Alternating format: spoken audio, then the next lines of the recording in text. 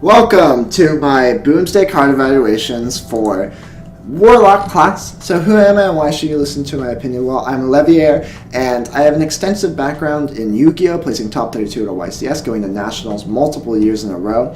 And in addition to that, I've played Magic the Gathering a whole heck of a lot, in addition to Hearthstone even more, with hitting Legends multiple times. And I don't think I'm a better player than somebody like Trump, but I do think that I statistically have a better rating overall than him. So I'm going to be trying out his rating system. In addition to that, I think it's important to note that some of these cards could be good in upcoming formats, so I'm going to have another rating in addition to that, where I just say, is it a bad, medium, or good card? And then we can go from there. I think that the Trump rating system is very important for understanding the upcoming meta, so that's why I choose to do both. And let's just get started with Warlock. So, kicking it off, we have Demonic Project, 2 mana, each player transforms a random minion in their hand into a demon. So, the thing about Dirty Rat was that it was not only absolutely excellent in against aggro, it was also absolutely amazing against combo, because it would pull out their pieces and that was great for you, and against aggro it would just be a 2 mana 2/6 taunt. In addition to that, it was a very precise meta card. The meta had no great mid-range decks for it to like pull out like a high main and then have you just lose the game on turn 2. This card removes that ladder problem where this is great, or not great, but it still hits the mid-range decks and like can be good against them. But all in all, it just doesn't do anything against aggro, and I do think aggro will be a major contender in the upcoming meta. With Dirty Rat, mid-range wasn't around, so that's why it was able to thrive. But with this, I think that aggro will 100% be very, very strong, and you can't afford to be playing a card like this against that. So it might see some play in tournament format, but not necessarily on ladder. I'm going to give it a 1-star Trump rating and say it's bad. There's a very small chance that it does see play, but I'm going to just go with 1 star here. Next up, we have Doubling Imp. This is a 3 mana 2/2 battlecry summon a copy of this minion, a demon. Wow, what a strong card. It's at least a 3 mana 4/4, which isn't absolutely amazing, but with cards like Knife Juggler, it's like not the worst thing that you could be playing. And if you just get 1 buff on it, this is absolutely terrifying. 3 mana 6/6 or 3 mana 8/8.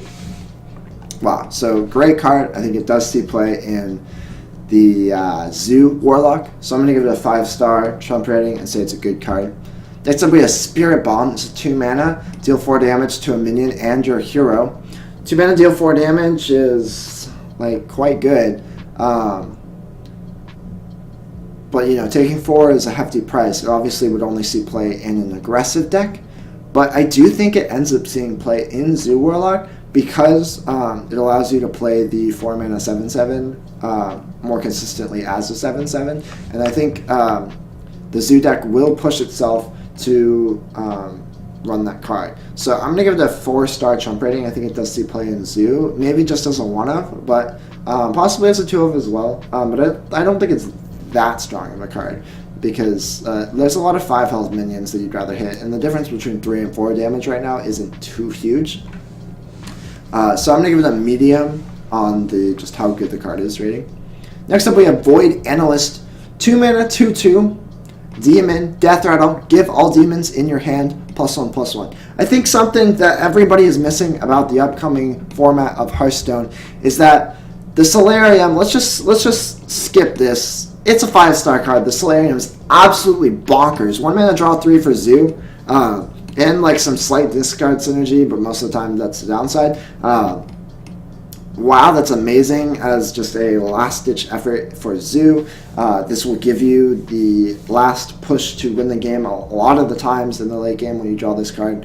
Wow, just absolutely fantastic card. That's a 5-star card. But I think what people are missing about that card is that it kind of pushes out these Kalizeth builds, because these Kalizeth builds are incentivizing you to play a lot of 3 mana and 4 mana cards, and the Solarium is incentivizing you to play more 1 mana, 2 mana cards. And Void Analyst is an absolutely amazing replacement to Kalizeth. It's 2 mana, 2/2, give all demons in your hand +1/+1. That is faster than Kalizeth, because Kalizeth buffs your deck. You have to draw them. This, like, it's Death Rattle instead of Battle Cry, but it's going to die quicker than you're going to draw, enough minions to profit off of Kalizeth.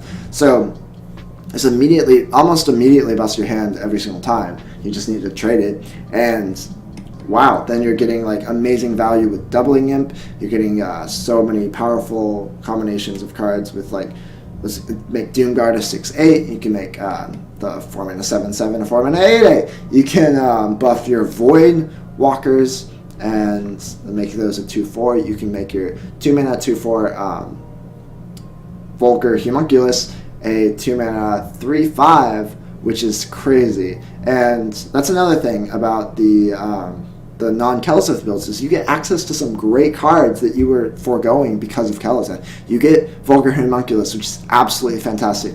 You get Knife Jiggler, which is great. You get Direwolf. It's just going to be an absolutely fantastic version of Zoo, and Void Analyst will definitely make the cut. So I think Zoo is going to be a tier 1 deck, and I'm going to give this card a 5-star card. Next up, we have Nether Soul Buster, 3 mana 1/5 Battlecry, gain +1 attack for each damage your hero is taking this turn. We've seen this, like, hero taking damage effect before in the 3 mana 2/4 Battlecry. If your hero took damage this turn, summon 2 1/1s.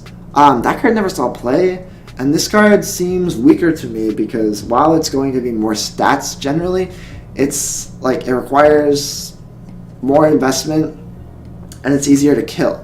So I don't really see this card working. I think it's kind of overrated.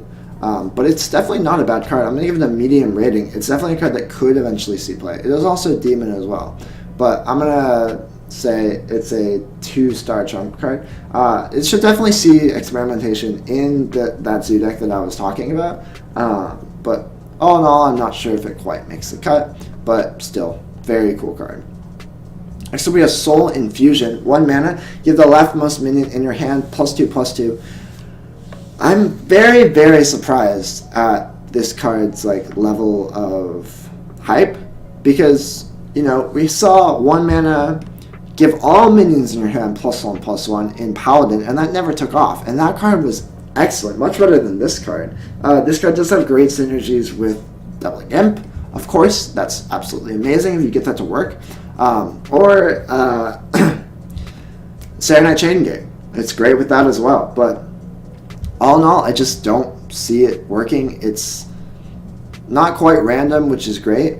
But, Hidden Cache never saw play. Well, this card is quite better than Hidden Cache. But still, Hidden Cache was absolutely horrible. And I don't know. I think this card will definitely see experimentation at the beginning, so I'm going to give it a 2-star trump rating. But all in all, I think it's like a bad to medium card. It's not that good. A 1 mana 2/2 demon would probably just be better. Obviously, not including if you get the synergies like with Doubling Imp or Chain Gang. But yeah, moving on, let's got Omega Agent, 5 mana 4/5 Battlecry. If you have 10 mana crystal, summon 2 copies of this minion.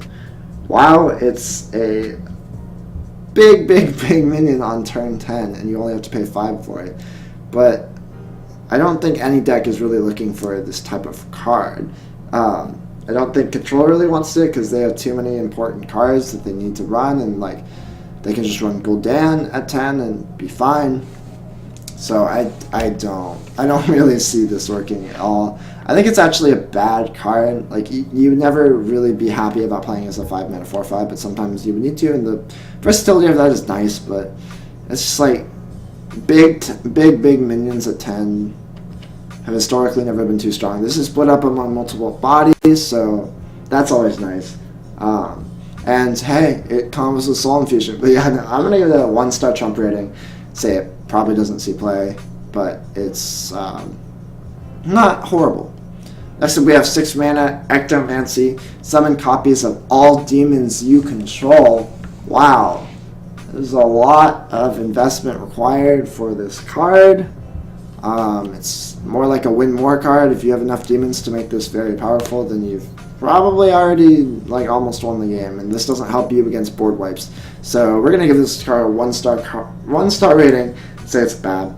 Solarium, 5 stars. We already talked about that. Next up is Dr. Morrigan, 8 mana, 5/5. Death Rattle, swap this with a minion from your deck. So it's like that panda, kind of.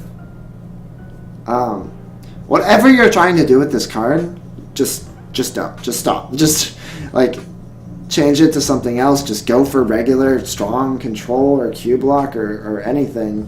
Even Q block is still better than this card. So it's just you're playing 8 mana 5/5 with like some weird combo thing. It's not going to be very strong. I'm going to give it a 1 star rating and say it is bad. Alright guys, thank you so much for watching. Make sure to leave a like, make sure to subscribe so you can see the future card ratings for all of the other classes, and I'll see you guys in the next video. Bye.